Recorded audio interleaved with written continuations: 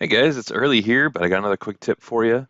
So when you're going in your mating components, like this cover that I have here, there's a couple different ways you could put those fasteners in. So one, you could use the control key.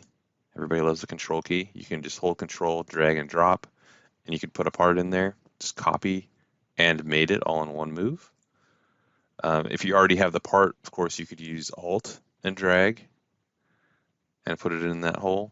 If it comes in aligned the wrong way, you could always hit the tab key to flip it. But there's a faster way. So if you already have one of them in one of the holes there, you could use the pattern-driven component pattern. You select the part, then you just select the feature, and you have a parametric pattern that will put the fastener in all the right holes, and will stay up to date as you change that feature. So hopefully that helps you guys. Have a great day.